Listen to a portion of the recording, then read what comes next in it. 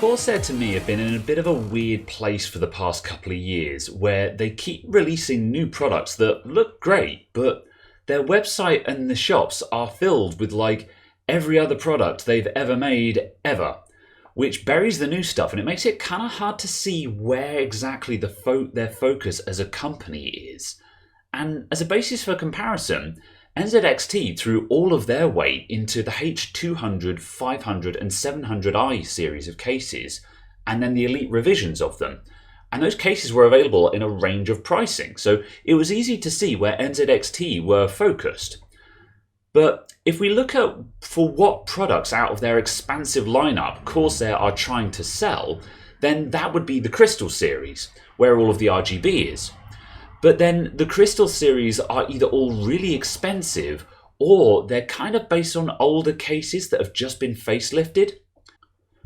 And that's what drove me away from Corsair quite a while ago, because I was seeing a choice between spending 150 plus on a case, building in an old model that had been on sale for 5 years already, or getting a mid-priced case that was basically one of those old models but with some tempered glass slapped on it. And then seeing adverts all the time for RGB fans that were costing up to £30 a pop wasn't helping either. And then they were like, oh, you want an RGB controller for that Crystal case and those RGB fans? Well, that's going to be another 50 quid then, thank you very much. But then along came the iCUE series. And I thought, hello, minimalist MIDI case, comes with lighting and basic RGB controller for under £100. Now you're talking. And this kind of potential value is what attracted me to the NZXT H500i last year. Because instead of getting microtransactioned on fans and RGB accessories, they'd actually shipped a case with all the electronics built into it, and a reasonable price tag as well. So let's take a look at this and see exactly what we're getting. The 220T is what I would class as a compact ATX case. By class, it's a mid-tower or MIDI tower, but as you can see, it's about as small as you could actually make an ATX chassis. And as you can see in a side-by-side, it's actually smaller than my Corsair Carbide 400C, which is the last Corsair I brought for myself and also a compact ATX. This kind of size is the main reason why most builders consider micro ATX to be a dead format, because why would you use micro ATX when for just about an inch taller you can build ATX sized and not have any of the restraints of micro ATX?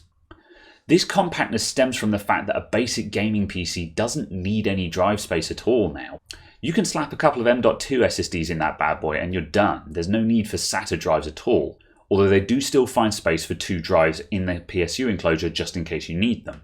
There's space for a water cooling radiator up front if you've got a modest graphics card, and if you're fitting something big and obnoxious, you can also just tuck the radiator up in the top of the case as well.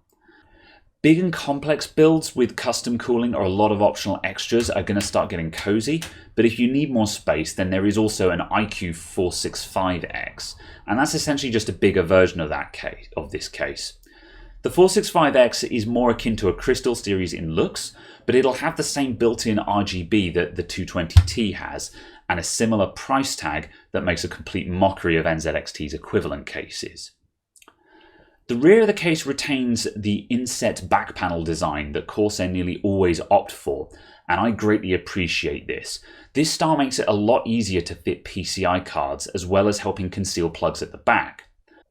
The other kind of style that you would see is the flat style, and that requires some kind of cover plate that you have to take off every time you want to change out a card. It's a little thing, but I greatly appreciate it, and it's clear at this point that Corsair do it deliberately on all of their cases now. The front panel is unfortunately less impressive, with a pair of garbage quality USB 3 ports and no drive activity LED. You do get a reset button, and the lack of a drive LED isn't exactly the end of the world, but man, those USB ports, you are better than this, Corsair. Here's the kind of thing that I expect to see. Here's the front panel of the XPG Invader, XPG's first attempt at a mid-tower. NZXT also don't have an issue with fitting nice-looking straight-edged USB ports that won't wear out after about 10 cycles. Back on the interior though, Corsair have done their best to maximise the space in the PSU enclosure. But due to the overall size of the case, you're going to have a bad time trying to fit a big power supply to this if you want to use that 3.5-inch cage. If you're running 2.5-inch drives or M.2 SSDs, you can just remove the cage though, and then you'll have plenty of room for cable dumping. If you really wanted to do something daft, like 2 hard drives and a big PSU at the same time, you could always opt for something like a Corsair S F-Series Psu, and those are available in up to 750 watts. So you'll get big watts in a very small box that has room around it for cables, and you'll also get an ATX adapter plate that allows you to fit this SFX class power supply into an ATX class chassis. And this method is how my friend and I managed to fit 2 3.5-inch drives, a 2.5-inch drive, water cooling, and a modest graphics card into an NZXT H200i back in 2018. Finally, let's check out the titular accessories pre-fitted to this case, the iCUE Rgb Controller and Fans. The controller has 6 digital RGB channels that are the Corsair 4-pin headers. I did some testing and determined that these headers are a VDDG pin output, but hooking up a generic digital LED strip that had a VDG header yielded absolutely no results. So if you want to expand on this device, you're going to be limited to Corsair-only devices. There might be some way of bodging third-party accessories into this, however, it's going to require a lot of work and I wouldn't recommend it. The fans are hub illuminated and beautifully sequenced out of the box with no software at all, and the iCUE device that these are hooked up to will allow us to customize all of the lighting in software later on. The color accuracy and the transitions are easily the best I've ever seen, and that's going up against my NZXT H500i being the next best. But the big drawback of these fans is that they are 3-pin power only, and that greatly limits how much we can control the noise and airflow coming out of them. This is where Corsair will get you with this case. You get a taste of the Corsair RGB life, but they absolutely did not fit a trio of those 30 quid fancy fans into an 80 quid chassis. For general case airflow though, these will do the job, and we should still be able to put them into a stop-start configuration using the motherboard fan headers, so we can still end up with a nice quiet solution at the end of the build. Okay, let's get to building. So I'll be doing a separate video that contains the full build of this thing, and there I'll have all of the extra details and waffle of my thoughts as I build in this thing as we go. However, in the meantime, here's a nice pretty montage followed by my final thoughts on this thing.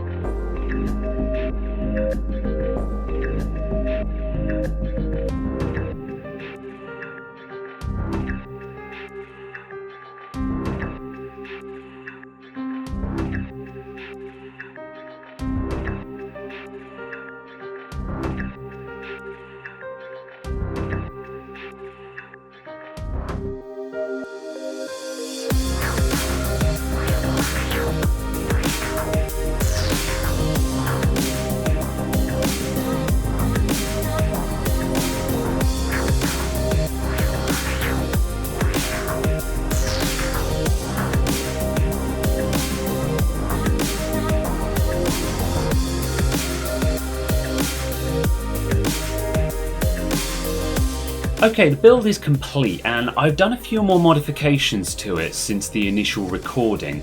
As you can see, I've put in another LED strip in here to light it up. I've changed the orientation of the water cooler, put in a couple of other components, because I've actually been dailying this case all week now. And that has given me a lot more insight over the stuff that I really wanted to know about this chassis. So in terms of building, it was very easy to build in. There is lots of access inside the case, lots of holes to put wires through and things like that. However, fitting order is very important with this chassis. Every time you put in a component, you cover something up, which I know happens with any computer build, but with this one, it starts getting a bit Tetris after a while. So I strongly advise making sure that you run all of your wires before you fit components in. For example, there's lots of holes around the motherboard, but as soon as you put the motherboard in, all of those holes get covered up. So you kind of want to make sure that as many of your cables as possible are laid out before you actually screw the motherboard in for real. I strongly recommend putting in your motherboard with just a couple of screws first, putting it all in, and so if you suddenly find you need to lift the motherboard, you've only got to remove 1 or 2 screws to do that. So while I was building, I opted for a top mount radiator because my Asus Matrix 980 is a big chonkin boy, and I wanted to see how well that would fit. And big chunky graphics cards do fit in here, however you cannot front mount your radiator and have a chunky graphics card at the same time.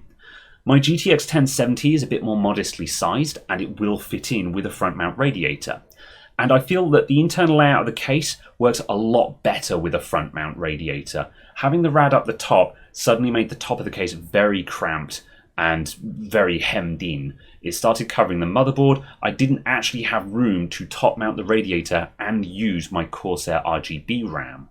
So that's a thing, you know, if you're using all Corsair components in this case and you've got their fancy Rgb RAM, you can't top mount that and fit your top mount rad and fans on. So there's a lot of little asterisks applied to what components you can fit to this case. You can fit it all in there, but you have to carefully consider how you're fitting it in there. Although there is room for front and top mount radiators, you need to decide very carefully which one you're going to have to opt for. And, you know, there's room for a 360-degree rad up the front, but that would kind of imply that you're doing some kind of bonkers high-end build, which might suggest that you've got a bonkers big graphics card, which isn't going to fit at the same time as that front mount radiator. So there's little caveats with this case. It does work, but just consider your options very carefully. That brings me around to the RGB. So the front fans are SP RGB Pro fans, and they will talk to the lighting node, which is the little RGB device in the back of the case, which then plugs in via USB. And you control that using the Corsair iCUE software.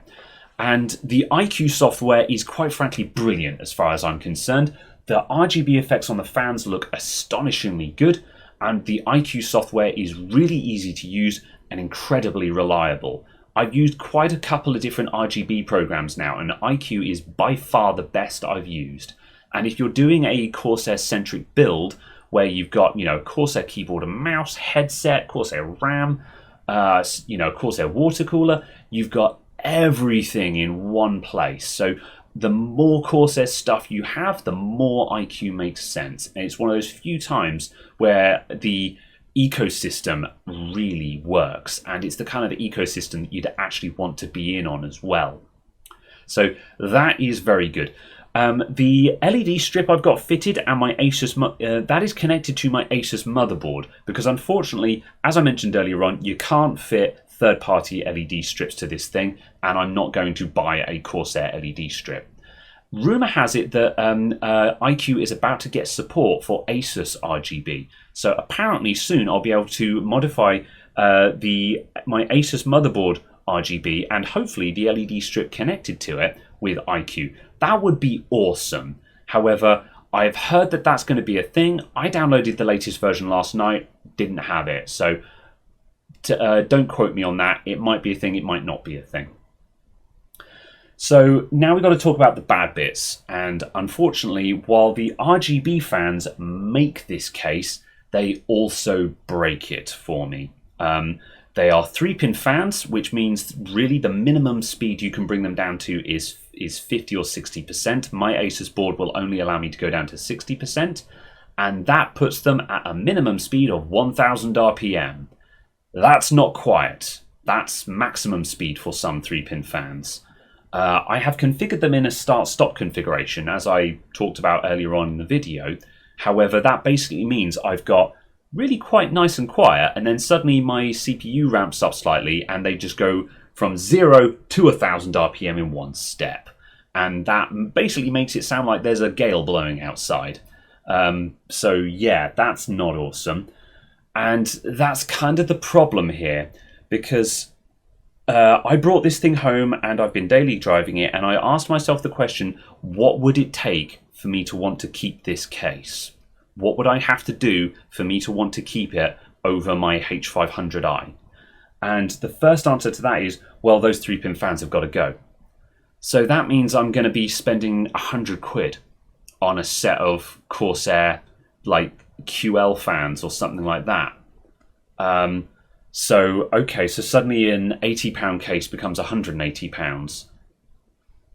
And just immediately we've destroyed the value of the case. Yeah, it kind of sucks.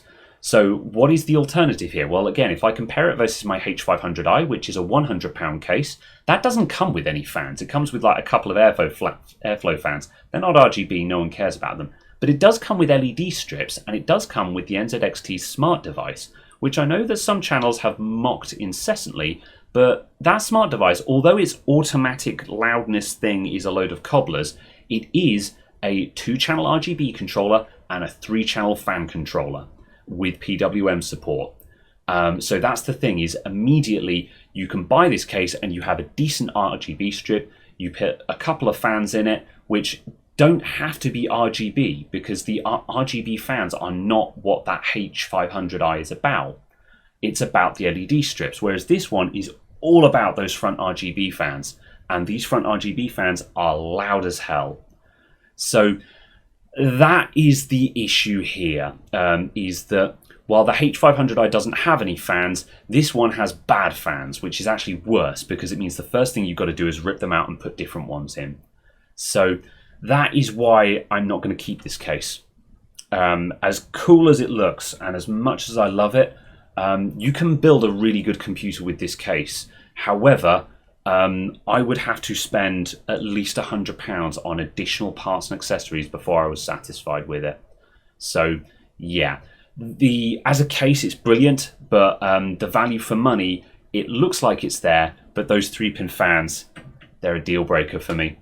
So yeah, thank you very much for watching, everyone. Leave your comments in the comments below, and I'll see you in the next video. See you next time. Bye for now.